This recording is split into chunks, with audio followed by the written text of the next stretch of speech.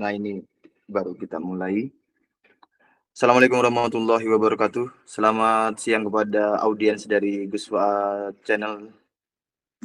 Di siang ini kita akan berbincang mengenai topik mengupas akurasi keilmiahan nasabah alwi representasi jawaban Robitoh terhadap tesis Kiai Haji Imaduddin Usman Al-Bantani bersama Kiai Haji Ubaidillah Tamamunji. Tentu teman-teman sekalian sudah familiar dengan beliau. Namun demikian, izinkan saya tetap memperkenalkan beliau. Beliau adalah peraih penghargaan buku Islami terbaik non-fiksi dewasa tahun 2016 versi IKAPI pada acara pameran buku Islami se-Asia Tenggara di Istora Senayan, Jakarta tahun 2016 dengan judul buku Suluk Kiai Cebolek dalam Konflik Keberagamaan dan Kearifan Lokal. Yang kedua juga beliau akan mempublikasikan buku baru beliau, tapi belum terbit ya. Buku baru yang akan terbit. Proses ya? diperpetakan. Oke. Buku baru yang akan terbit melalui penerbit Prenada Jakarta dengan judul Jejak Kemanusiaan dan Spiritualitas Kitab Kuning Menggali Hikmah Turots di Asyufah. Demikian profil dari beliau, dan beliau juga seorang guru begitu ya, guru masyarakat dan aktivis sosial dan dalam lingkup tersebut ya. Yeah. Oke, Yai Tamam, ini kita mendasar dulu, ini maksudnya apa? Mengupas akurasi keilmiahan ini, Yai. Dipersilakan.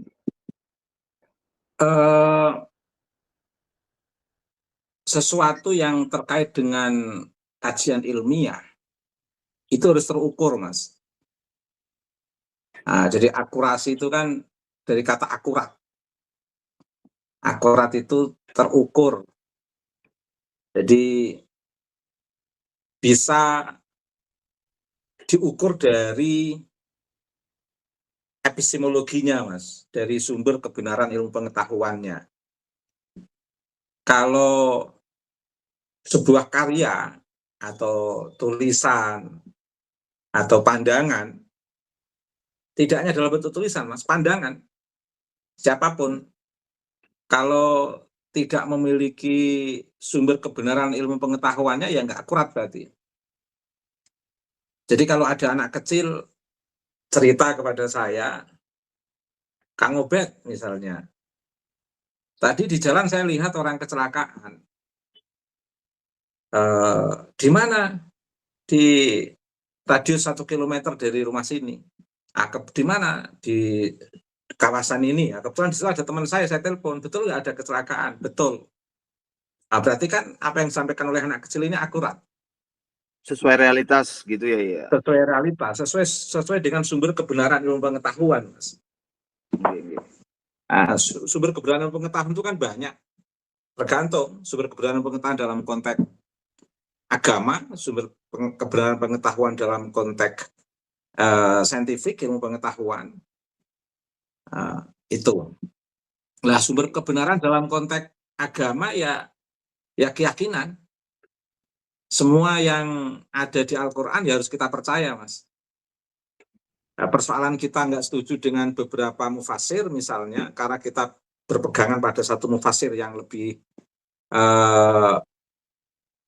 terbiasa atau lebih familiar, atau sudah terlanjur satu mufasir itu menjadi pedoman guru-guru kita, itu tidak apa-apa untuk tidak setuju pada mufasir yang lain.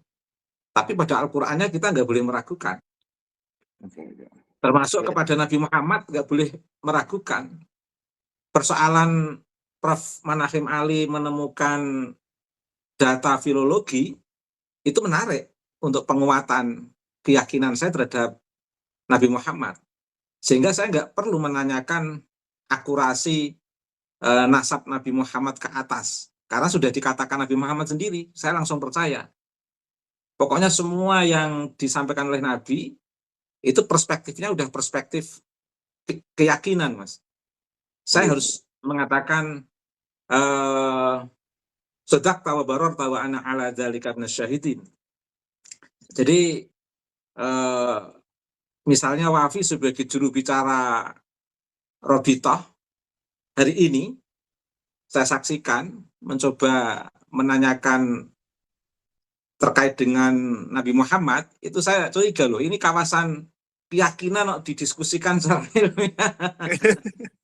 Kalaupun misalnya ada data filologi terkait dengan Nabi sampai Nabi Ibrahim, ya kita terimalah itu sebagai penguat dari perspektif saintifik. Tapi kalaupun nggak ada data filologi terkait dengan kesejarahan Nabi Muhammad sampai Nabi Ibrahim, secara historis, saya percaya apa yang dikatakan Nabi. Karena wama yantiqu anil hawa in huwa illa wahyu yuha. Jadi ada domain keyakinan, ada domain saintifik, Mas. Nah, kalau agama ya sumber epistemologinya, sumber kebenaran ilmu pengetahuannya ya Al-Quran, hadis, ijma' ulama. Ijma' pun harus berdasarkan data, jangan sampai mengatakan sabit bil ijma' tapi tidak berdasarkan dalil. Atau harus akurat juga ya. Iya. Kenapa? Ijma itu juga harus akurasinya juga harus dicek begitu, artinya benar-benar ijma apa tidak. Harus ada dalil. Kalau ijma dalam konteks agama kan sebelum ada kesepakatan kan harus ada dalil dari Al-Quran, hadis. Jadi tergantung sumber kebenaran dan pengetahuan itu akan kita lihat dari kajian ontologisnya, Mas. Nah, kajian tentang sesuatu yang ada, being, atau to existen, atau tentang sesuatu yang berada. Jadi ada atau berada itu bisa kita lihat secara material maupun bisa kita lihat secara formal. Secara material itu kan physically, khisiat ini, Mas. Apa yang bisa kita indra. Lah, kemudian secara formal itu kan dari sisi perspektif mana kita akan mengkaji sesuatu dari kajian ontologi itu. Misalnya secara materi saya mau mengkaji saya sebagai sosok Ubaidillah, tapi yang non ba'alwi loh, Mas. Ya lihat saya sebagai konteks material ini. Tapi kalau ingin mengambil saya dari sisi formal, perspektif keahlian saya dalam bidang keilmuan, itu apa? Dan itulah kajian formal saya yang akan dikaji. Tapi inilah kawasan ontologi. Jadi sesuatu yang ilmiah itu akan bisa ditangkap, akan bisa dicek atau bisa diverifikasi akurasinya kalau jelas dari awalnya, Mas, jelas dari kajian ontologinya. Nah, sehingga, ini Yai, mohon maaf Yai. Tidak apa-apa, Mas. Silakan langsung kaitkan itu dengan nasab ba'alwi ini ya. Iya, apa yang disampaikan oleh Ustadz Hanif Al-Atas kemarin itu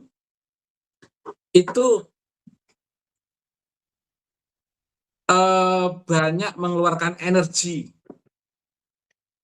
refleksi dia, Mas, untuk memberikan alibi-alibi terkait dengan nasab ba'alwi. Mengapa saya katakan begitu? Banyak hal secara teoritis itu kita sepakat tentang rawi yang thiqah, tentang pentingnya mempertanggungjawabkan terkait dengan status kenasaban seseorang kepada orang tua atau pada orang yang di atasnya itu. Tetapi ketika bicara tentang ba'alwi, itu seolah-olah yang dibicarakan itu tentang tokoh-tokoh lain yang di luar ba'alwi, Mas. Gimana itu ya? Iya, tokoh.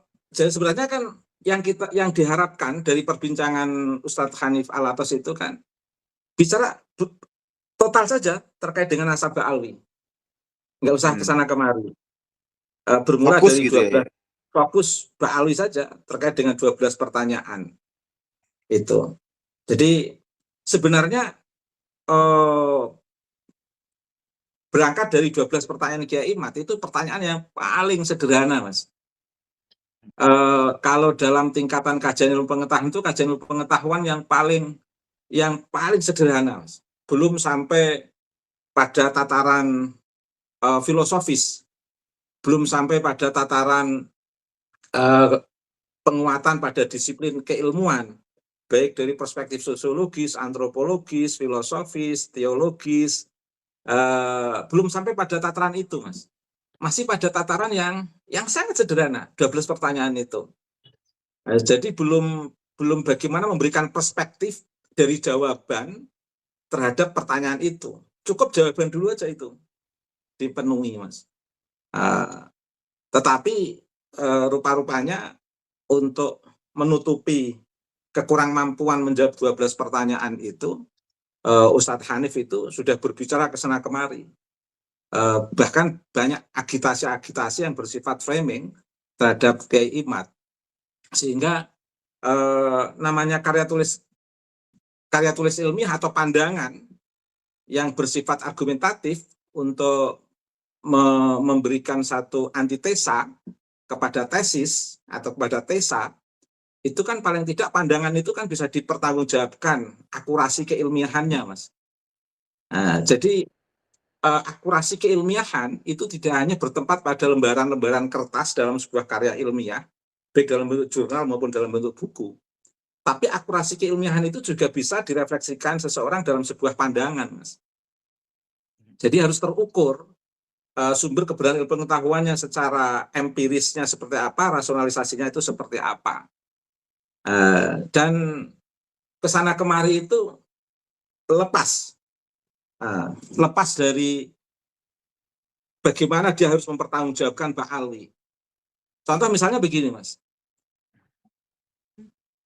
Apa sih artinya ketika dia harus mengatakan ulama 140 kitab atau ulama Nusantara itu mengakui Mbak Alwi? Pengakuan itu kan sebenarnya kan sebagai bentuk dukungan, apresiasi, kalau saya katakan, apresiasi ulama Nusantara terhadap Mbak Alwi lah. Tapi yang mempertanggungjawabkan nasabnya sendiri kan harus seorang Mbak Alwi sendiri, Mas. Oh iya.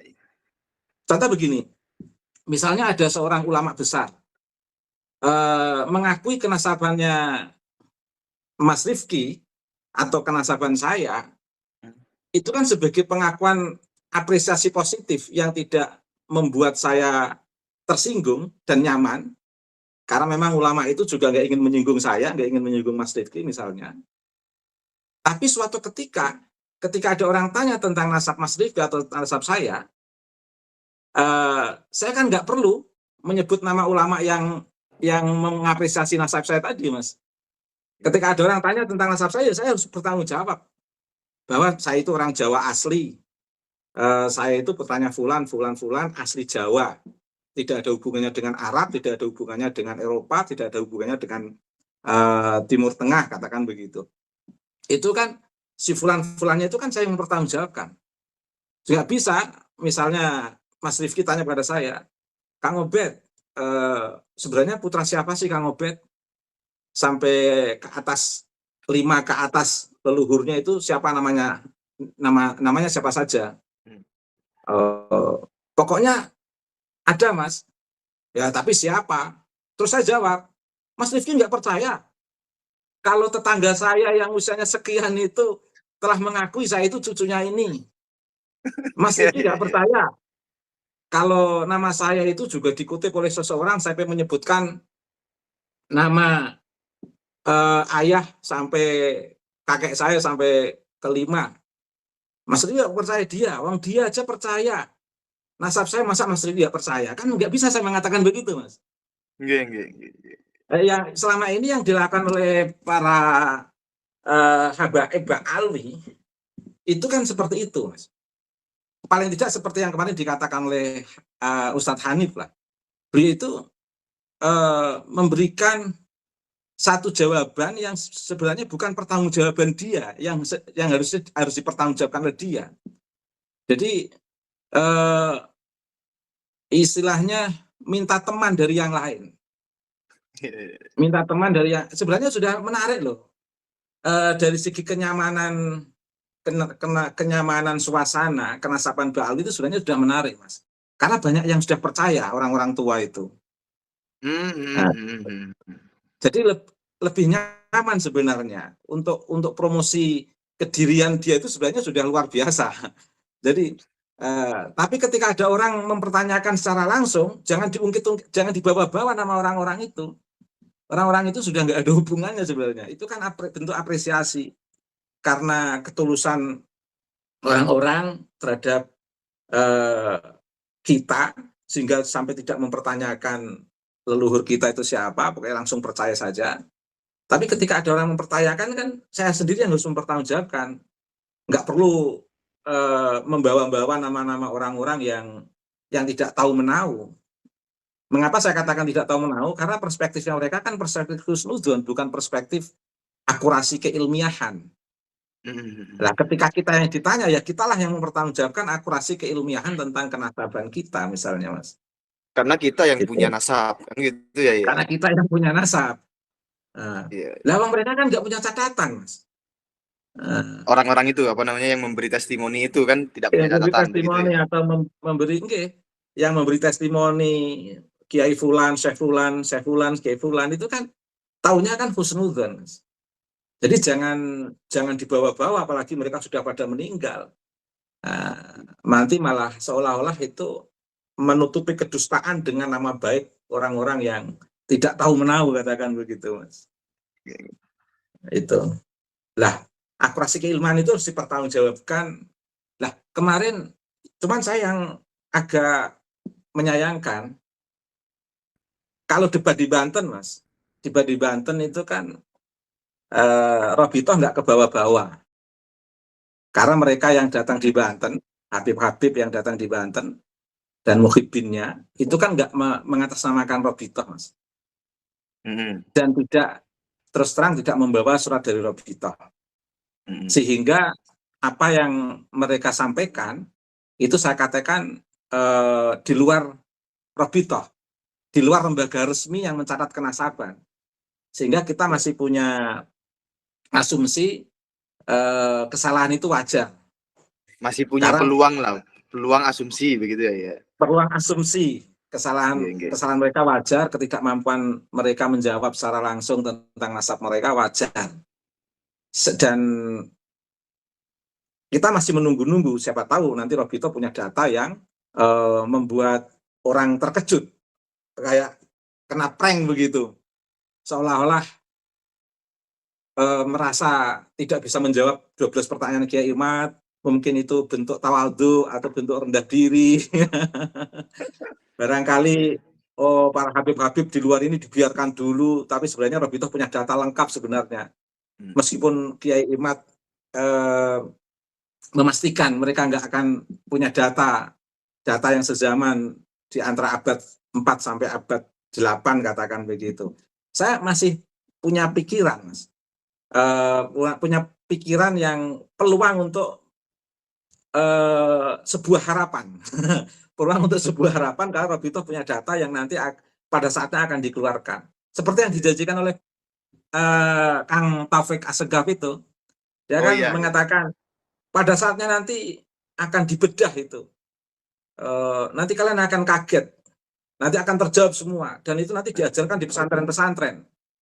Nah, ternyata yang dibedah apa yang sudah disampaikan Kang Hanif Alatas di Banten, yang disampaikan oleh Kang Hanif Alatas di beberapa kesempatan, ternyata hanya itu yang dibedah, Mas. Tidak ada yang baru.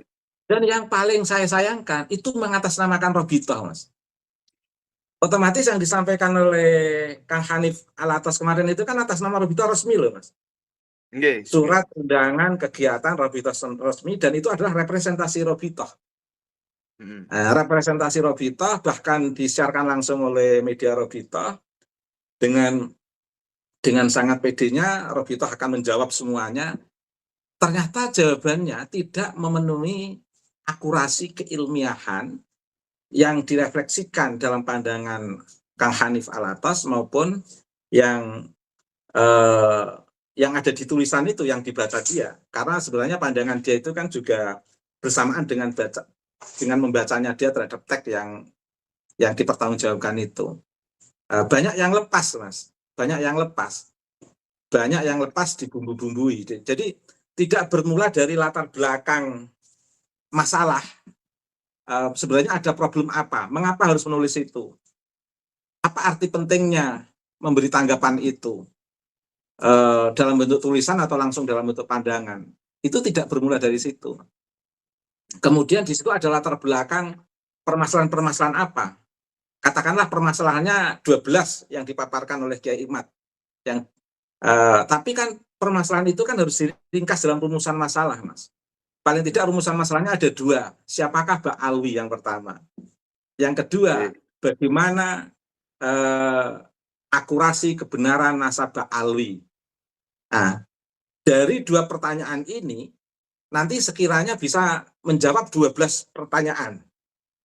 Nah, karena sebenarnya rumusan masalah itu kan masalah yang dirumuskan secara singkat padat dalam bentuk 1 pertanyaan atau 2 pertanyaan, tapi ketika ini sudah terjawab, otomatis akan menjawab berbagai permasalahan yang ada di latar belakang itu tadi, Mas.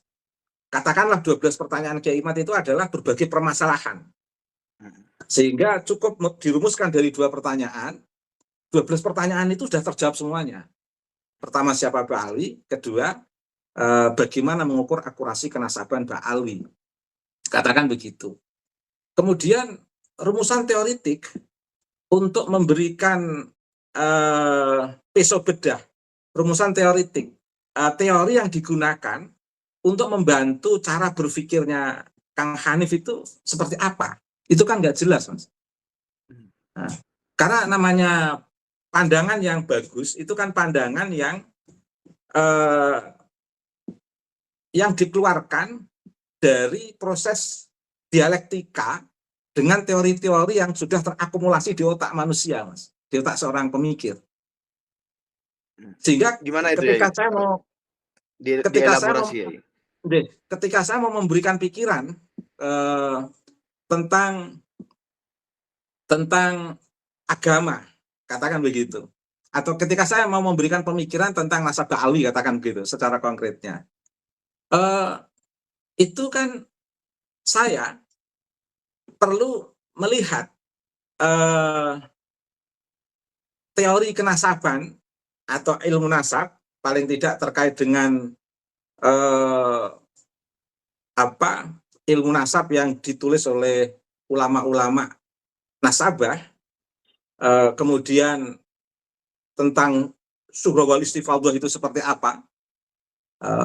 Ini kan bahan teoritik yang bisa membantu saya untuk memahami kenasaban Ba'alwi, Mas. Akurasi kenasaban Ba'alwi itu bisa dikatakan akurat atau tidak, tapi kan tidak mudah membaca kenasaban seseorang untuk bisa membuat sebuah kesimpulan terhadap kenasaban seseorang tanpa belajar tentang ilmu nasab, kan, Mas. Hal-hal yang diajarkan dalam ilmu nasab itu, terus hal-hal yang diberikan bagaimana memahami surah wal istifadhah itu, tanpa memahami rumusan tentang surah wal istifadhah, surah wal istifadhah itu historis atau unhistoris, surah wal istifadhah itu cukup surah wal istifadhah misalnya ada 5 abad. Ada 5 abad, abad keempat, 5, 6, 7, 8, 9. Sudahkah cukup dikatakan surah wal istifadhah ketika tiba-tiba ada orang abad ke-10 berbicara tentang kehidupan orang di abad ke-5, di abad 5, katakan di abad 5. Atau yang dikatakan surah wal istifadhah itu adalah surah wal istifadhah yang pernah terjadi pada abad 5, yang terus berlangsung sampai abad-abad berikutnya. Atau cukup melakukan loncatan abad 10 bisa membuat kesaksian sebagai data surah wal istifadhah untuk abad 500 tahun sebelumnya. Nah, ini kan harus dipahami. Ini harus dipahami. Lah, kalau sekiranya oh ini akurasinya tidak mungkin, mosok sampai 500 orang 5 abad berikutnya bisa mengukur akurasi keilmiahan atau data empiris di 5 abad sebelumnya. Ini kan nggak mungkin, Mas. Ini Gimana kan kok bisa tidak mungkin itu, bagaimana penjelasannya? karena sesuatu yang surah wal istifadhah itu kan pernah terjadi, Mas. Ah ya. Kalau di abad 4 belum pernah ada surah wal istifadhah, di abad 5 belum pernah ada surah wal istifadhah, abad 6, 7, 8 belum pernah ada surah wal istifadhah. Masa orang di abad 10 sudah mensurah wal istifadhah kan abad sebelumnya itu kan ini kan tidak akurat, Mas, itu, Mas. Jadi ini rumusan teoretik ini harus clear karena ini akan membantu cara pandang kita memahami kenasaban. Nah, sehingga Ustadz Hanif kemarin itu belum mengklirkan rumusan teoretik yang saya maksudkan ini yang bisa membantu dia memahami kenasaban dia. Sebenarnya sudah enak sebenarnya mempertanggungjawabkan nasabah alwi itu kalau memang betul-betul akurat, valid, paling sahih. Sebenarnya kan tinggal dipaparkan secara publik aja, Mas. Nggak usah muter-muter kayak begitu. Iya, iya. Nggak usah ini menganalogkan nasab dia dengan nasab yang lain, menganalogkan nasab dia dengan pandangan-pandangan yang bersifat alibi, yang sebenarnya di situ sangat nampak seolah-olah Ustadz Hanif Alatas itu menutup-nutupi kekurang mampuan menjawab 12 pertanyaan itu, Mas. Oh, Yai Tamam melihat itu sebagai upaya menutup-nutupi ya? Ya jelas, itu jelas, Mas. Itu yang disebut alibi, Mas, istilah kita itu, Mas. Banyak alibi-alibinya istilah kita itu. Lah, yang saya terkejut kan itu disampaikan sebagai representasi Robitoh. Kalau itu disampaikan sebagai representasi Robitoh, berarti sudah otomatis gagal Robitoh. Karena atas nama Robitoh loh nanti itu.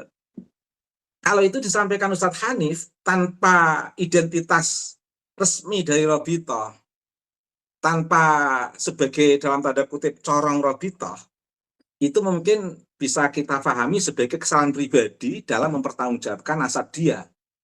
Belum melibatkan nasab Habaib Alwi secara keseluruhan. Tapi ini kan persoalannya, dia dipercaya oleh Robitoh untuk mempertanggungjawabkan nasab Habaib Alwi, tapi jawabannya seperti itu. Berarti kan gagal. Menjawab tesis Kiai Mat itu gagal, Mas. Padahal ini pertaruhan loh, Mas. Kalau ini gagal, berarti nasab Habib Alwi itu sudah gagal semua, karena itu sudah atas nama Robitoh.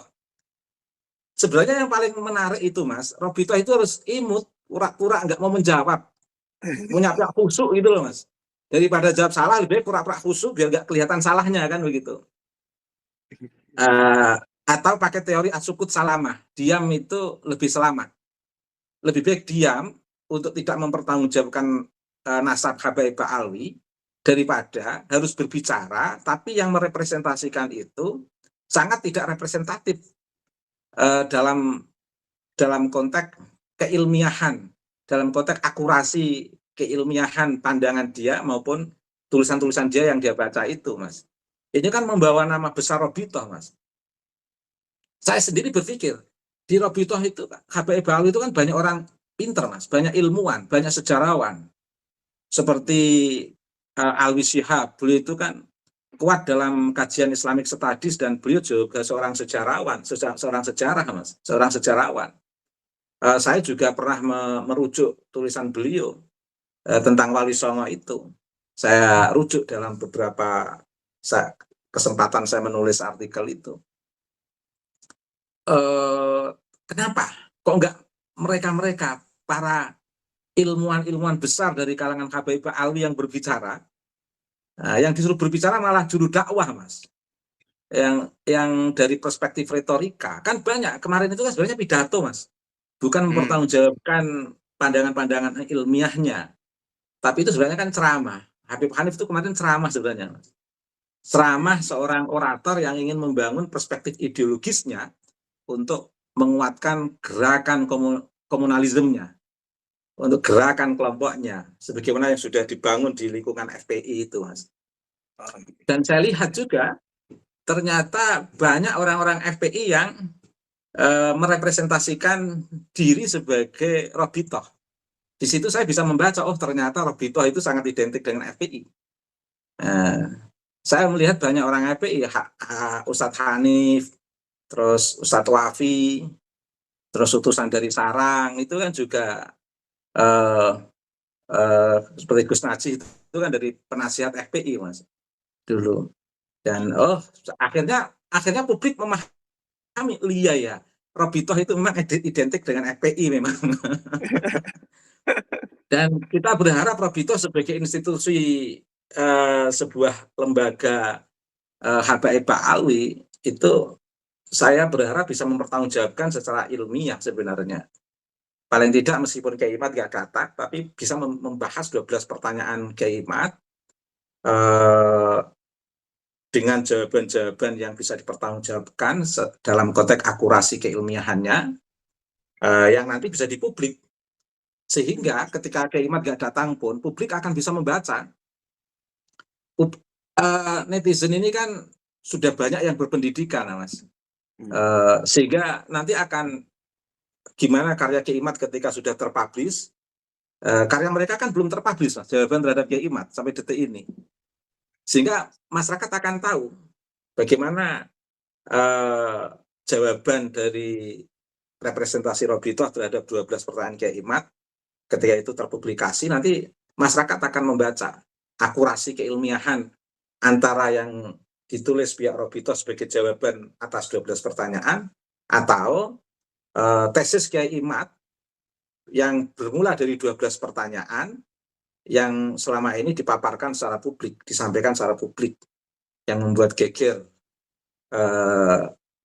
masyarakat karena merasa merasa dapat wadah kekecewaan dan ketidakpuasan terhadap Habaib Ba'alwi yang nampak di beberapa sosial media atau yang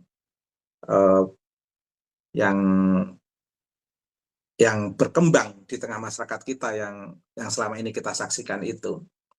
Banyak kekecewaan yang tidak bisa terrefleksikan, tapi begitu ada tesis, kayak ada yang memberikan advokasi keilmiahan.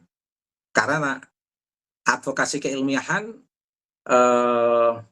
untuk lebih nyaman merasa sebagai umat Nabi Muhammad tanpa merasa dosa ketika harus mencurigai habaib yang memiliki pola tingkah yang kontra risalah itu, Mas. Masyarakat kita ini kan masyarakat agamis, Mas, sangat taat dengan Islam, sangat taat kepada Allah, dan sangat mencintai Nabi, sehingga kalau ada status cucu Nabi itu kan cenderung menghormati, Mas. Sampai pola tingkahnya kayak apa tetap dihormati. Tapi begitu ada kejelasan dari Kiai Imad kalau mereka ternyata bukan cucu Nabi, akhirnya plong, lebih nyaman mencintai Nabi, tidak terhambat oleh subhat orang-orang yang mengaku cucu Nabi, Mas. Itu, Mas Rifki. Berarti ini ya bisa saya simpulkan dari pemaparan Yai Tamam ini, berarti Hanif Alatos itu tidak berbicara merepresentasikan individunya, tetapi merepresentasikan Robitoh yang merupakan representasi seluruh habaib, begitu ya? Iya. Dan itu berbahaya dan membuat fatal Robitoh. Karena yang merepresentasikan Robitoh ternyata nggak bisa menjawab tesis Kiai Imad. Dalam konteks ini akhirnya secara publik kan membaca, oh iya, tesis Kiai Imad yang benar. Sebenarnya jawaban Robitoh yang paling keren menurut saya, kalau dia nggak punya data, diam, Mas. Pura-pura busuk. Atau ceramah-ceramah di luar, monggo, kalian nggak percaya kepada saya, yang jelas data itu saya simpen, nggak akan saya pamerkan, kalau kami itu cucu Nabi. Biar masyarakat percaya atau nggak percaya nggak apa-apa, yang penting Robitoh punya catatan. Dan khusyuk aja sambil bawa tasbih begitu kan enak aja, Mas. Tapi kan ini Itu kan seharusnya ya, seharusnya. Tapi kan realitasnya sudah terjadi bahwa gagal menjawab tesis Kiai Mat, kan begitu ya? Ya. Ya, ini merupakan kudrah irodah Allah, Mas. Ini cara Allah untuk membongkar apa yang sebenarnya terjadi terkait dengan nasab Habib Alwi, Mas. Itu ya, kalau Allah yang menentukan kan nggak ada yang bisa mengelak, Mas. Nggak ada yang bisa menahan itu. Tapi ala kulli hal, saya sendiri kecewa, Mas, terhadap Ustadz Hanif, karena saya sebenarnya masih percaya pada Robitoh, Mas. Gitu. Iya, saya itu masih percaya pada Robitoh, Mas. Tapi gimana begitu, itu ya? artinya mungkin Robitoh masih punya data, belum menjawab, sehingga saya nggak percaya pada Habib-Habib yang ada di sosial media yang ceramahnya bisa menurunkan rantai emas, bisa menurunkan hujan susu dan lain sebagainya itu, mungkin itu olah-olah oknum, Mas. Saya masih percaya pada Robitoh. Tapi begitu Ustadz Hanif merepresentasikan Robitoh dengan pandangan-pandangannya seperti itu, akhirnya buyar semua pikiran saya. Ya Allah ya Karim. Ya. Jadi ada sisa di hati tentang status cucu Nabi yang disimpan oleh Robitoh datanya. Itu ada sisa, saya sisakan itu, Mas, di hati saya, Mas. Nah, dan sekarang terhapus ya, sisa-sisa itu terhapus. Itu secara ilmiah loh, Mas, dalam akurasi keilmiahan. Tapi dalam konteks agama sebenarnya kan sudah jelas Nabi Muhammad itu bukanlah ayah dari laki-laki kalian semuanya, tetapi Nabi Muhammad itu adalah utusan Allah. Sehingga Nabi itu diakui sejuta manusia yang mengaku sebagai cucu Nabi, tetap saja Allah memutuskan jaringan itu, Mas. Nah, memutuskan jaringan itu Nabi sebagai Rasulullah. Jadi enggak, secara hakiki tidak ada yang berhak mengaku-ngaku Nabi sebagai datuknya, Mas. Secara hakiki. Nah, secara zahir, secara kasat mata mungkin, secara DNA mungkin masih ada yang bisa mengaku-ngaku cucu Nabi, tapi secara hakiki Nabi Muhammad itu Rasulullah, Mas. Tidak bisa diklaim oleh 1-2 orang atau komunitas manapun yang mengaku sebagai cucu Nabi. Tidak boleh diklaim. Memang secara zahir dia punya catatan itu, tapi tidak boleh mengklaim secara publik. Nah, tidak boleh ada orang yang mengklaim secara publik sebagai cucu Rasulullah. Nah, klaim itu harus disederhanakan. Jangankan begitu, Abu Bakar itu kan mertuanya Nabi, manggil Nabi tetap Rasulullah, Mas. Nabi Allah. Istri-istri Nabi itu memanggil Nabi itu Rasulullah, Nabi Allah. Tidak ya zaujati itu. Suamiku tercinta itu. Mereka punya adab. Lah anak-anak bocil-bocil sekarang ini mengaku-ngaku sebagai cucu Nabi itu kan adabnya nggak sopan sekali itu, Mas. Nggak sopan. Itulah mengapa Wali Songo tidak ada yang menceritakan kepada anak cucunya kalau mereka itu adalah zuriyah Nabi, Mas. Itu generasi-generasi sekarang aja pada mengaku sebagai cucu Wali Songo terus mencari silsilah sampai Nabi. Saya sendiri juga nggak setuju itu. Lebih enak nggak usah mengaku-ngaku sebagai cucu Nabi. Meskipun dari zuriyah Wali Songo nggak usah ngaku-ngaku sebagai cucu Nabi. Karena Wali Songo tidak pernah mengajarkan kepada anak-anaknya kalau mereka itu cucu Nabi. Ulama-ulama besar itu nggak pernah mengajarkan anak-anaknya kalau mereka itu cucu Nabi, Mas. Nah, di kajian itu ada sosok wali Allah, wali besar, namanya Syekh Mutamakin. Tidak pernah mengajarkan anak-anaknya sebagai cucu Nabi, itu tidak pernah, Mas. Nah, Syekh Mutamakin itu ya mengajarkan pada anak-anaknya ya khairun nas anfa'uhum linnas. Sebaik-baik manusia itu yang bermanfaat bagi manusia lain. Jadi lebih elegan dan nyaman gitu, Mas. Karena memang tidak sul adab kalau saya katakan ada orang mengaku cucu Nabi secara publik itu sul adab menurut saya, Mas. Sul adab ya. Sul adab. Adab yang jelek. mengaku cucu Nabi secara publik itu adab yang jelek menurut saya, Mas. Mengapa? Karena di situ menyakiti orang lain, seolah-olah kayak menjadi kelas yang di bawah di hadapan, padahal Nabi itu inginnya seluruh umat manusia ini dalam suasana kesetaraan yang total tanpa kelas. Itu.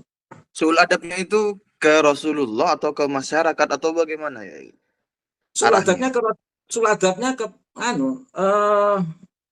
ke Rasul dalam konteks ini, sul adab dalam konteks ini sul adab terhadap Al-Quran. Wah, bentar. Sampai maka Muhammadun aba ahadin min rijalikun walakin Rasulullah, udah jelas, Mas. Berarti ini sul adabnya itu langsung ke Al-Quran begitu ya? Ya? Ke Al-Quran, tidak menghormati Al-Quran. Makanya ada orang yang mengaku cucu Nabi secara publik itu tidak menghormati Al-Quran. Itu sangat berat sekali. Ini kata-kata saya ini mungkin tidak bisa mewakili yang sesungguhnya, tapi sangat berat sekali itu ya. Sangat berat sekali, Mas. Itu yang pertama. Yang kedua, ya kalau yang mendengarkan itu tidak tersinggung, kalau tersinggung, atau ya kalau yang mendengarkan itu tidak merasa kecil hati dan takut, kalau merasa takut, orang yang mendengarkan pengakuan seseorang bahwa dia cucu Nabi terus kemudian dia merasa takut, berarti kan membuat orang takut. Membuat orang takut itu kan larangan agama, Mas. Ya. Membuat orang takut larangan agama, apalagi nakut-nakuti orang sampai mengeluarkan uang dengan bentuk dawir. Itu dosa murokab itu, Mas. Dosa yang bertumpuk-tumpuk itu. Jadi nggak boleh ada yang mengklaim, mengaku-aku, mungkin secara zahir orang itu punya intisab kepada Nabi. Tetapi secara hakiki Nabi itu Rasulullah. Nabi itu Rasulullah, Mas. Nggak boleh diklaim orang secara publik. Kecuali orang itu sudah ada di dalam Al-Quran. Apalagi, yang paling menarik, pembicaraan tentang cucu Nabi, baik yang disampaikan oleh Ustadz Hanif Alatas, atau yang disampaikan tadi hari ini, yang menanggapi Rhoma Irama, itu kan tidak ada hubungannya dengan habaib, Mas. Tapi kok mereka mengait-ngaitkan dengan habaib. Jadi gini, Mas, nas tentang zuriyah Nabi, bagaimana sikap kita terhadap zuriyah Nabi yang disampaikan oleh Habib siapa tadi yang menanggapi Rhoma Irama, yang Rhoma Irama tidak hadir, itu benar. Kita tidak menyalahkan. Nas baik dari Al-Quran maupun baik dari Al-Quran maupun hadis yang berbicara bagaimana sikap kita terhadap keluarga Nabi itu tidak salah, Mas. Tetapi yang menjadi persoalan di sini ada penjarahan terhadap cucu Nabi. Seolah-olah cucu Nabi itu adalah Habib Alwi, ini kan menjarah Alawiyin yang lain. Mengaku cucu Nabi secara publik aja tidak sopan terhadap Al-Quran, apalagi kemudian menjarah seolah-olah Alawiyin itu adalah dia. Ini kan akurasi keilmiahan dalam konteks ini kan harus masuk, Mas. Dalam konteks nas kita harus mengimani. Kita harus percaya. Pokoknya nas yang disampaikan siapapun itu jawaban kita sederhana, Mas. Sadaqta wa bararta wa ana ala dzalika minasyahidin. Nah, tapi di balik nas ini, bersamaan dengan nas ini kan ada ada realitas historis. Artinya apa? Sikap kita terhadap zuriyah Nabi sudah merupakan sesuatu yang niscaya kita harus hormat. Tetapi pertanyaannya, siapakah zuriyah Nabi? Ini kan waqa'i'. Tidak boleh diimani ini, tapi diteliti. Siapa yang menduduki posisi sebagai zuriyah Nabi ini siapa? Dalam konteks sekarang ini. Nah, sehingga butuh penelitian, nggak boleh melalui pendekatan keimanan itu nggak boleh, Mas. Nggak boleh ya? Nggak boleh. percaya saja gitu, enggak boleh ya? Kalau percaya tidak berdampak ya nggak apa-apa, Mas. Tapi kalau percaya kemudian membela-bela sebagai muhibbin, terus memposisikan di tengah posisi masyarakat yang membuat jumawa dan merendahkan umat Islam yang lain, itu kan memberikan kontribusi dosa berjamaah namanya. Nggak boleh. Jadi dalam konteks nas, bagaimana sikap kita terhadap cucu Nabi, kita harus percaya. Dan sikap kita harus positif terhadap cucu Nabi. Tapi siapakah cucu Nabi? Ini kan harus kita teliti dulu, Mas. Ini terkait dengan waqa'eh, terkait dengan realitas historis. Kalau terkait dengan realitas historis, itu epistemologinya harus jelas. Sumber kebenaran ilmu pengetahuannya harus jelas. Kalau historis, itu sumber kebenaran ilmu pengetahuannya harus empiris. Ini empiris itu data yang paling ini loh, Mas. Data yang paling dasar loh, Mas. Nah, pengetahuan yang berbasis panca indera itu kan pengetahuan yang paling dasar, Mas. Ada yang pengetahuan yang lebih tinggi lagi, data indrawi, bagaimana kita tarik dalam perspektif sosiologis, kita tarik dalam perspektif antropologis, filosofis, teologis, ini kan lebih tinggi lagi. Nah, sebenarnya Robitoh tergesa-gesa melakukan seminar itu tergesa-gesa. Jangan menjawab dulu, jangan melakukan seminar dulu sebelum ada jawaban terhadap 12 pertanyaan. Ibarat orang ujian akhir semester itu kan ada dibocorkan soalnya, Mas.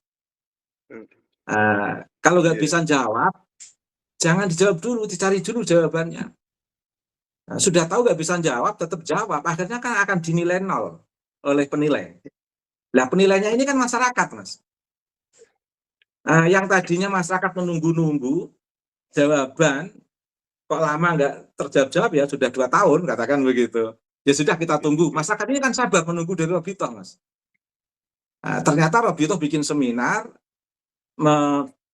mengutus narasumber yang merepresentasikan Robitoh, dengan surat resmi, dengan siaran resmi dari Robitoh. Ternyata jawabannya seperti itu. Kesimpulannya, cuman gitu aja, akurasi keilmiahnya nggak bisa dipertanggungjawabkan. Karena namanya waqa'eh itu harus bisa dipertanggungjawabkan secara ilmiah loh, Mas. Waqa'eh loh, Mas. Kalau nas sudahlah, kita tutup mata, kita percaya. Nabi mengatakan apapun yang disabdakan Nabi, kita percaya, Mas. Apapun yang ada di dalam Al-Quran, kita percaya. Sebenarnya saya ibaratnya Prof. Manahim Ali, nggak memaparkan data sezaman tentang Nabi Ibrahim, tentang Nabi Ismail, nggak memaparkan data sezaman tentang Nabi Muhammad, tentang leluhur Nabi Muhammad. Itu enggak apa-apa, Mas. Saya udah percaya, karena itu domain keyakinan, Mas. Ya, kita internal umat Islam begitu kan ya, begitu kan ya. Sehingga ibarat non-muslim mau menyerang apapun nggak akan terpengaruh, karena itu sudah masuk keyakinan saya. Tapi ternyata Prof. Manahim Ali memiliki kemampuan itu kan lebih baik. Ternyata bisa dilacak dari perspektif, bisa dirasakan dari bentuk keyakinan, dan bisa dilacak dari perspektif filologi. Berarti kan lebih baik. Karena agama itu sendiri kan keyakinan yang didukung ilmu pengetahuan, Mas. Jadi agama itu keyakinan yang didukung ilmu pengetahuan. Nah, Dzurriyyah Nabi itu siapa saja sekarang ini, itu kan nggak menjadi rukun iman. Sehingga kalau kita salah karena nggak tahu, nggak apa-apa. Jangan dipelintir, lebih baik salah mencintai daripada salah membenci. Ya lebih baik itu salah tidak membenci dan salah tidak mencintai, Mas. Iya. Kalau salah mencintai itu kan sakit hati, Mas. Apalagi salah membenci, lebih sakit hati lagi. Saya nggak tahu lebih menyakitkan mana, Mas. Salah membenci atau salah mencintai, Mas? Saya belum bisa menjawab secara cepat ini, harus direnungi lagi nih. Kalau saya, salah membenci itu jangan terjadi, salah mencintai jangan sampai kita alami, Mas. Akurat begitu ya. Akurat. Jadi begitu, Mas. Lah, Habib Hamid itu repot sekali karena dia harus mempertanggungjawabkan Robitoh gitu. Ya, saya mau masuk dulu. Eh, Iya. saya ya kita dan masyarakat melihat bahwa Habib Hanif sebagai representasi Robitoh gagal begitu kan ya. Gagal Nah, total. Ada totalnya, gagal. Mas. Oh, gagal Total. total ada. Ya, ada totalnya. Ini saya mau kembali ke awal yang dikatakan Yai Tamam tadi. Kira-kira ini menurut menurut analisa Yai Tamam aja. Kalau secara realitasnya ya kita mungkin tidak tahu ya. Menurut Yai Tamam, kira-kira apa pertimbangan Robitoh tidak menunjuk Alwi Shahab misalnya, atau tokoh-tokoh yang akademisi atau yang intelek begitu untuk mewakili Robitoh ya? Ini asumsi aja loh, Mas ya. Iya, asumsi kita. Para habaib Ba'alwi yang ilmuwan itu tahu, memang nggak ada datanya. Kalau ada datanya, saya yakin mereka itu kan kuat persatuannya, Mas. Habaib Ba'alwi itu kan kuat dalam konteks ikatan batinnya. Sehingga meskipun sebagai keamanan negara yang sebenarnya harus netral di Polri, karena sama-sama Ba'alwi, itu harus bela, Mas. Sulit kita temukan objektivitas di kalangan Ba'alwi, Mas. Beda dengan kita mencari objektivitas di kalangan masyarakat Jawa. Masyarakat Jawa itu seperti Rois Suriyah PBNU itu, Mas. Itu masyarakat Jawa benar itu. Meskipun Kiai Imad itu anggota NU, karena beliau masyarakat Jawa, pengen marah-marah aja, Mas. Jadi fenomena Kiai Miftahul Akhyar itu fenomena orang Jawa, Mas. Jadi kalau ada masalah itu ya anaknya ada masalah dengan tetangga, yang dimarahi anaknya, Mas. Tapi kalau Ba'alwi tidak. Ada anaknya masalah dengan tetangga, yang dimarahi ya tetangganya. Meskipun anaknya salah, kan gitu ya? Meskipun anaknya salah. Apakah hoak ini? Oh enggak. Habib Rizik itu kan banyak salahnya, tapi tetap dibela oleh para habaib. Habib Bahar salah. Habib-habib bocil-bocil yang ceramah-ceramahnya ngawur itu, yang tadi disebutkan guru gembul di hadapan yang datang di Robitoh, itu real, Mas, ada beritanya, itu salah. Tapi tetap saja dibela. Tetap saja dibela. Contoh kalau mereka nggak bela, langsung ada pernyataan resmi harusnya, karena itu kan jamaah. Iya. Robitoh itu kan berbasis jamaah, Mas, bukan berbasis organisasi. Gimana itu maksudnya? Kalau jamaah itu kan seperti perkumpulan pengajian gitu, Mas. Kalau organisasi itu kan jam'iyah. Jamaah itu cenderung kekeluargaannya lebih kental. Kalau jam'iyah itu kan ada diskursus yang masing-masing punya kewenangan, job description-nya masing-masing. Sesuai dengan jobnya masing-masing, sesuai dengan kewenangan, tugasnya masing-masing. Tapi kalau jamaah itu kan keluarga. Sehingga namanya keluarga itu enak aja harusnya negur. Jadi kalau ada bocil-bocil ceramah merusak Islam, saya katakan merusak Islam, Mas. Nah, itu tetap dibela oleh seniornya. Hanif Alatas itu kan selalu membela bahwa mereka itu semua bicara tentang karomah. Kalau nggak percaya karomah berarti tidak Ahlussunnah wal Jamaah misalnya. Iya. Itu termasuk karomah apa? Itu bukan karomah. Karomah itu kan ada hubungannya dengan syariah, Mas. Kalau karomah bertentangan dengan syariah kan bukan karomah, Mas. Jadi kalau Nabi itu kan pakai istilah mukjizat. Mukjizat itu menguatkan syariat, tidak bertentangan dengan syariat. Sama warasatul anbiya, para ulama, para wali-wali Allah punya karomah, kita percaya. Tapi karomahnya juga harus statusnya itu harus menguatkan syariat, bukan merusak syariat. Misalnya begini, menghentikan siksa kubur, itu kan bertentangan dengan syariat, Mas. Masa ada manusia bisa menghentikan siksa kubur misalnya? Iya. Menghentikan panas api neraka, kok bisa? Nabi aja nggak pernah begitu misalnya. Ada juga yang menghentikan matahari ya. Menghentikan matahari misalnya. Itu kan menghentikan sunatullah, padahal la tabdila li khalqillah.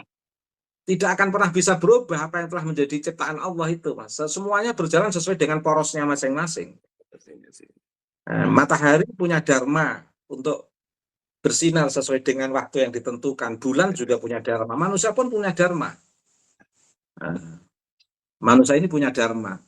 Lah, jadi karomah itu yang menguatkan syariat. Tapi bocil-bocil ngawur ngomongnya. Tapi seniornya membelanya, oh itu kan bicara karomah, enggak apa-apa. Kalau nggak percaya karomah berarti tidak ahlus sunnah wal jamaah. Nah, ini kan pembelaan yang konyol, Mas. Ya, saya izin masuk ya. Saya izin masuk. Pembelaan itu muncul juga itu langsung dari ketua Robitohnya juga ya. Yai tahu nggak? Dari pembelaan itu ada pembelaan tentang apa cerita-cerita itu. Seperti apa, Mas? Seperti apa, Mas, misalnya? Barangkali ada yang selain saya.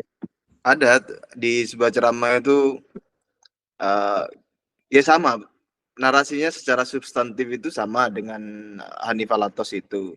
Kemudian yang kemudian mengatakan kalau enggak percaya karomah itu ya mungkin PKI, mungkin apalah gitu. Ini saya tidak teruskan karena nanti khawatir keliru mengutip redaksi lengkapnya itu, tapi di video itu ada ceramah dari Taufik As-Sekaf itu begitu. Dan pelaku dari saya dulu ya.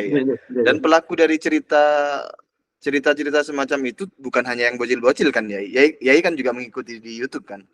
Yang apa namanya? Bahasanya gimana yang dewasa-dewasa yang tua-tua juga begitu kan. Jawabannya sederhana, Mas. Itulah ikatan Ba'alwi itu kuat sampai sejauh itu, Mas.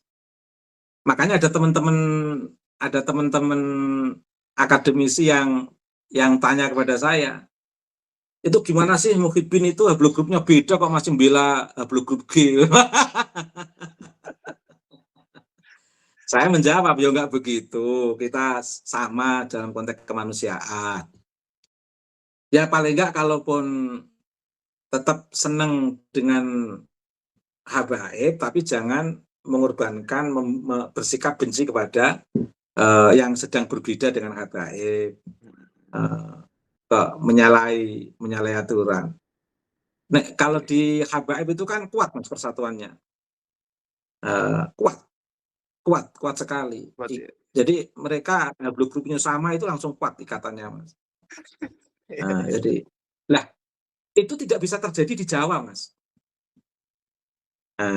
Di Jawa itu nggak bisa. Di orang Jawa itu merdeka kok, Mas. Bapak anak bisa berbeda. Bapaknya mendukung orang lain, anaknya tetap eksis saja. Makanya orang Jawa itu rata-rata pinter-pinter, Mas. Karena dari kecil dilepas dalam alam bebas dengan penuh kemerdekaan sesuai dengan eksistensinya masing-masing. Itu kelebihan orang Jawa itu kalau disebut nama bapaknya kan tersinggung.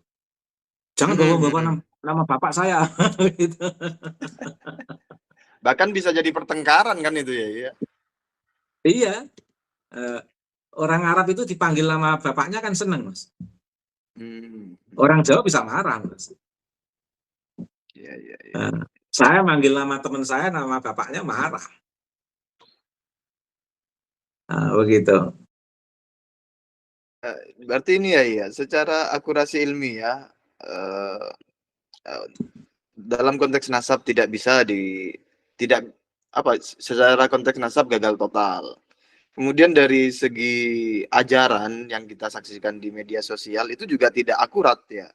Ya, secara ilmiah. Iya, atas nama karomah tetapi bertentangan dengan syariat. Itu kan tidak karomah, Mas. Namanya karomah itu harus mendukung syariat, Mas. Saya percaya karomah, Mas, tapi yang mendukung syariat. Mujizat-mujizat para nabi itu kan mendukung syariat semua, Mas. Nah, sebaliknya karomah-karomah para ulama, para kekasih Allah itu juga harus mendukung syariat.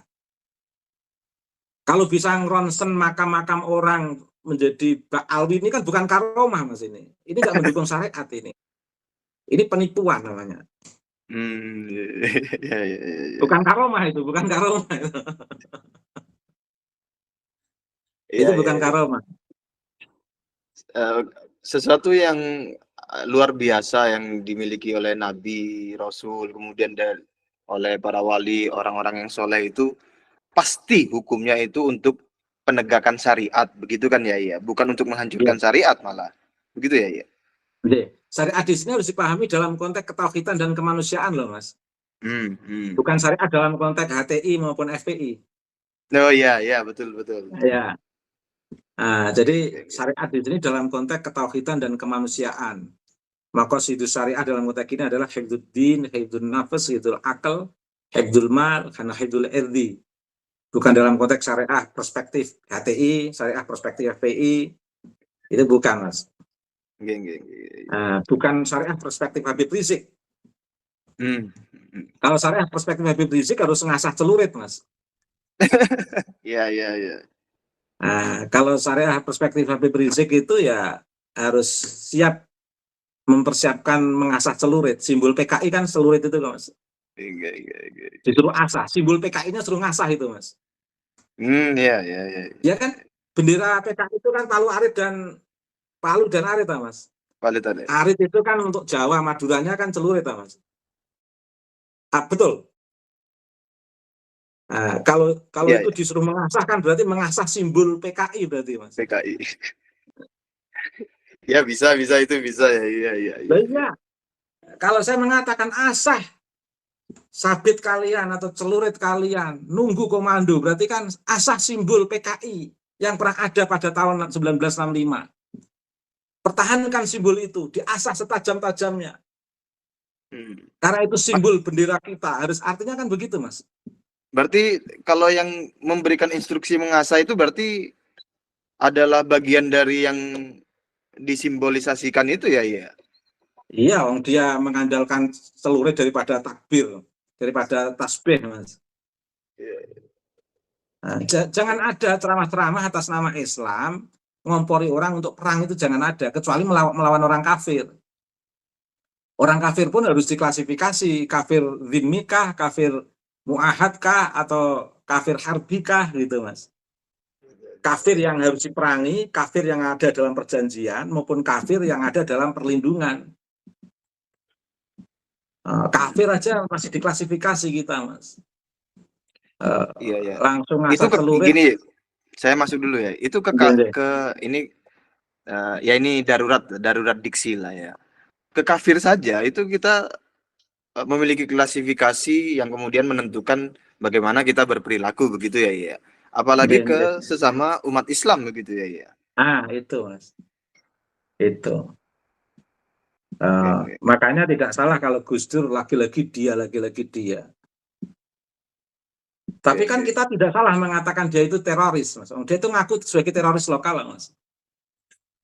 Gus Dur yang apa namanya memberikan Rizik itu. Syihab Rizik Syihab ngaku sendiri sebagai teroris lokal. Oh gitu, pernah ya? Iya. Ya, ya, ya. Ada deklarasinya berarti. Ada. Disampaikan di hadapan Bu Mega, di hadapan Gus Dur, itu disampaikan ulang oleh Gus Dur di hadapan publik. Ya, ya, ya. Oke, Gitu. oke. Jadi kembali kepada ini, Mas. Akurasi keilmiahan nasabah alwi itu tidak bisa dipertanggungjawabkan secara epistemologis dari sumber kebenaran ilmu pengetahuan. Masih banyak sistem doktrinasi. Jadi Habib Hanif itu kemarin menyampaikan pandangannya itu sebenarnya pola doktrinasi kepada siapapun yang mendengarkan ceramahnya itu. Karena nggak bisa diukur sumber kebenaran ilmu pengetahuannya. Ontologinya kan terkait dengan nasab, Mas. Nah, ontologinya itu terkait dengan akurasi nasab alwi. Epistemologinya berarti harus dilacak akurasi kenasaban itu domain kajian apa itu? Kajian historis. Oh, berarti sumber kebenaran ilmu pengetahuannya harus bersifat historis. Sesuatu yang historis itu harus empiris. Berarti untuk mengukur kebenaran ontologi terkait dengan nasabah alwi itu harus empiris.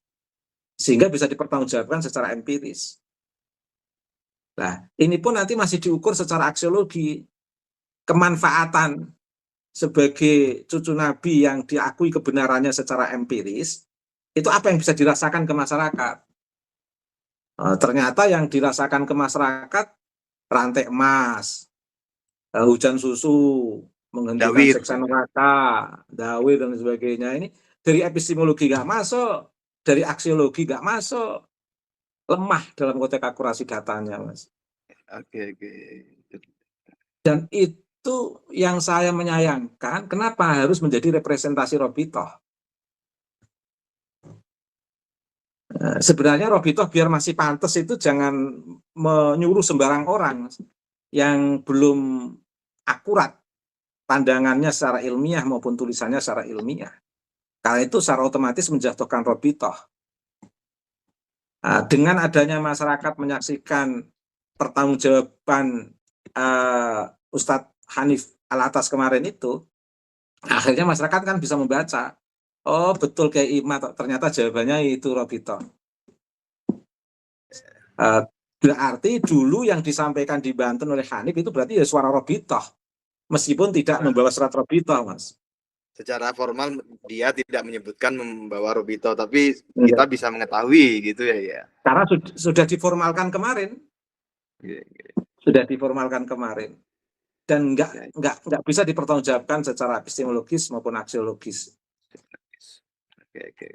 Nah, mengapa Habib yang pinter kan banyak, Mas, ahli sejarah. Masa yang disuruh ahli pidato gitu.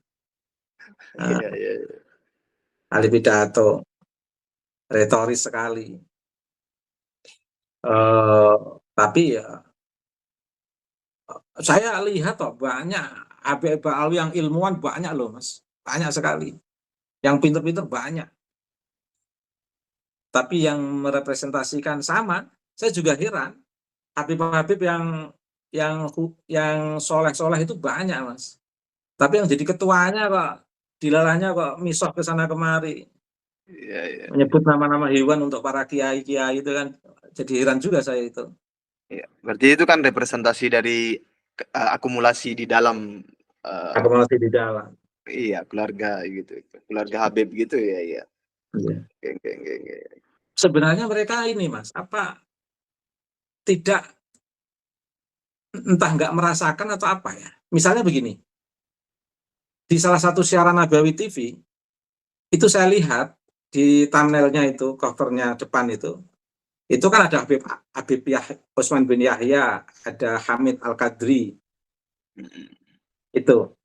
Mereka itu semua kan catatan yang tidak bagus Hitam. untuk konteks sejarah Indonesia, tapi kok menjadi pahlawan di Robitoh.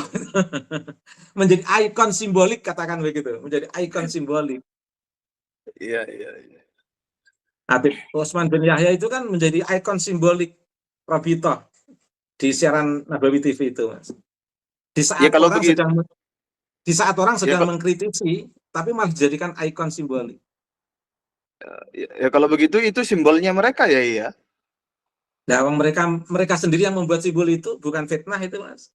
Iya. Artinya itu simbol yang berlawanan dengan simbol apa namanya? Dalam simbol yang berlawanan dengan pemahaman sejarah masyarakat Indonesia, begitu ya.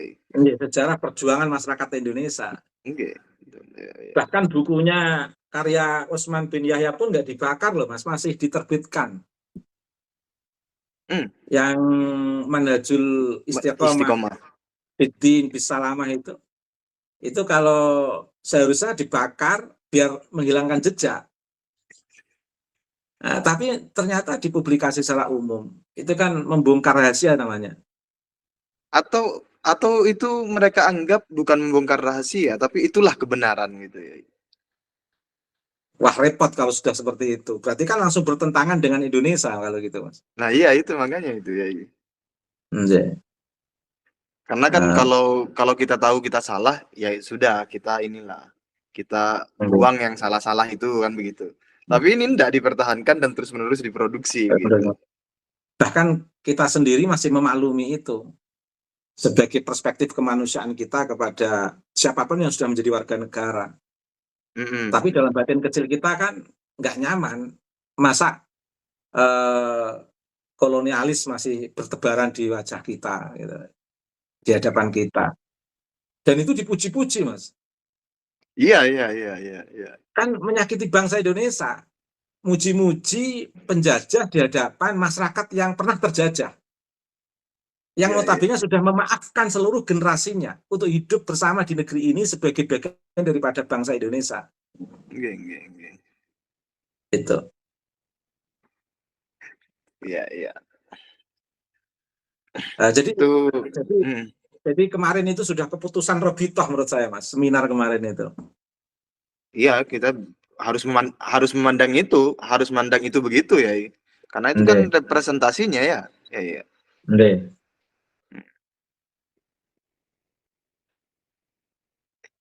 Oke, Yai Tamam. Ini karena waktunya sudah 1 jam seperempat, tidak terasa ini ya. Iya. Itu tentang apa namanya ya, pandangan-pandangan kita tentang sejarah itu barangkali bisa kita lanjutkan di perbincangan berikutnya ya. Itu menarik gitu ya. Disimpulkan, Mas Untuk Rifki. barangkali Mas Yai Rifki Tamam yang simpulkan. menyimpulkan. Mas Baik, Rifki. ini karena diminta Yai Tamam, saya menyimpulkan dari apa yang dipaparkan oleh Yai Tamam bahwa Hanif Alatos itu merepresentasikan dari apa yang dimiliki oleh Robito Alawiyah, dan Hanif Alatos gagal total di dalam mempertanggungjawabkan keabsahan nasab Ba'alwi sebagai keturunan Nabi. Gagal total menjawab tesis ilmiah dari Kiai Haji Imaduddin Usman Al-Bantani. Dan itu sudah sah sebagai jawaban representatif dari Robito Alawiyah itu sendiri. Begitu ya, iya. Oke. Baik, terima kasih teman-teman. Terima kasih kepada Yai Tamam atas waktu dan energinya serta pemahaman-pemahaman hari ini. Kami memohon maklumnya kepada seluruh audiens yang menyimak. Jumpa lagi di kesempatan berikutnya. Wassalamualaikum warahmatullahi wabarakatuh. Assalamualaikum warahmatullahi wabarakatuh. Sudah keluar, Mas? Sudah kelar. Mohon maaf, Oke, Mas, kok agak galak, Mas. Enggak apa-apa ya itu.